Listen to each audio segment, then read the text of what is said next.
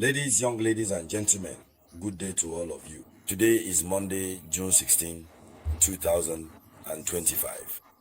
I wish everyone a wonderful week. May God, in His mercy, grant us robust health and plenty of money.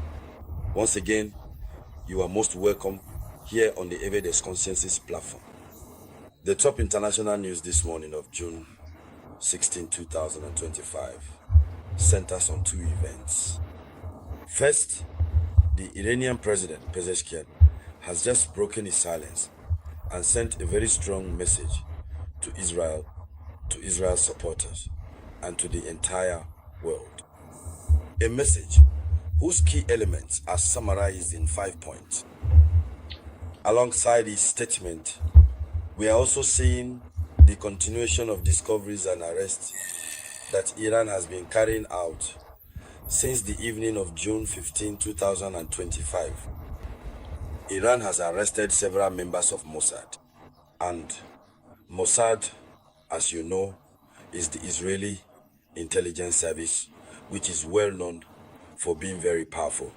But this time, the strength of this intelligence service is now facing limits when it comes to Iran. So, ladies and gentlemen, in this video conference, these are the two news stories we will be discussing. But before we continue, I ask you to share this video conference.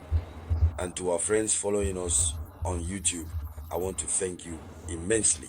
We are now 200 here on YouTube. It's thanks to you. It's thanks to your shares. To our friends on Facebook, we are now 400.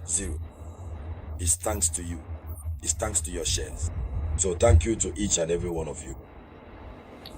Now, the 5 points from President Masoud Pezeshkian's statement. First, he says this.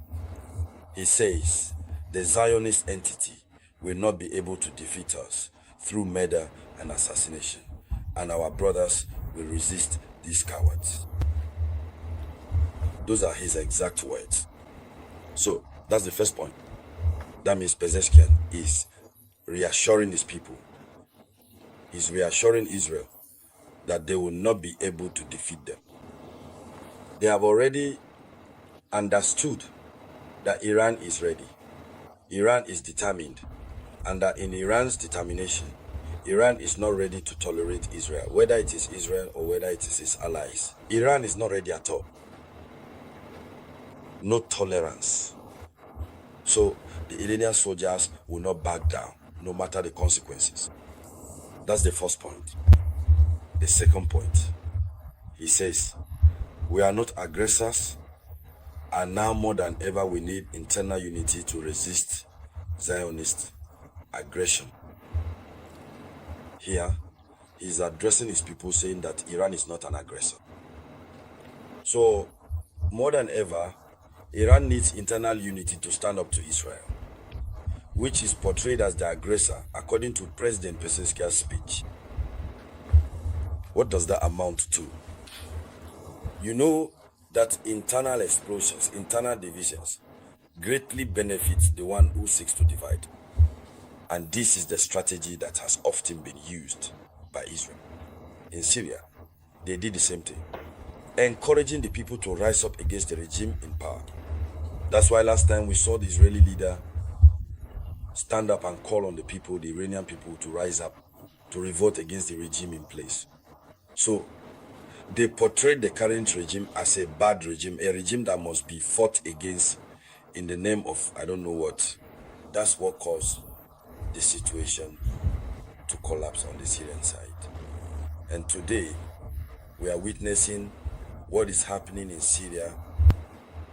Is the same political and strategic formula that the Israeli Prime Minister is now seeking to apply and implement within Israel itself. Therefore, in order to avoid falling into exactly the same kind of trap, the Iranian president is making a public appeal, calling on all his people to come together and maintain strong internal unity. I was going to say they want to do the same thing in Iran, but the president is already trying to counteract that.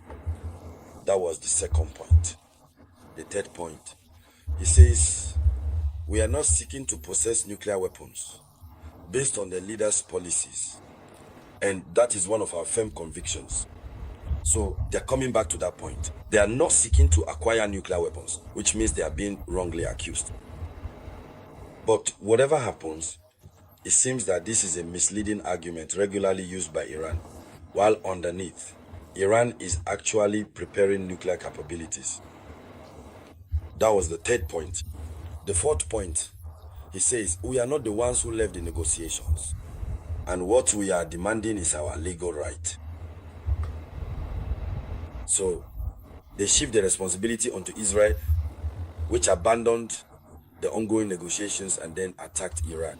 So this means that Iran has the right to retaliate. The last point that the Iranian president emphasizes, he says this. He says, no one has the right to deprive us of the right to benefit from nuclear energy. No one has the right to deprive us of the right to benefit from nuclear energy and from research that serves the interests of our people. So when it comes to nuclear resources, developing civilian nuclear infrastructure, they are going to do it, whether that pleases someone or displeases anyone. So these are the contents of the 5 points in his statement. That was the first part of the video conference. The second part, as you can see here in the images, the Iranian intelligence services have discovered spike missile launchers instant fire, guided anti-tank and anti-personnel missiles. But these are customized spike missile launchers designed to neutralize Iranian air defenses and equipped with automation and remote control systems based on the internet. They were operated by Mossad agents on Iranian territory. So they sent these elements. It was there. There you have it. No. Yes, some were found there. This is the discovery they made, which allows Iran to better understand Israel's operating system in order to strike more effectively where it can hurt the most.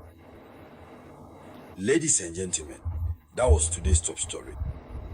I'll be back with more updates shortly. This was the voice of your one and only Samouraï.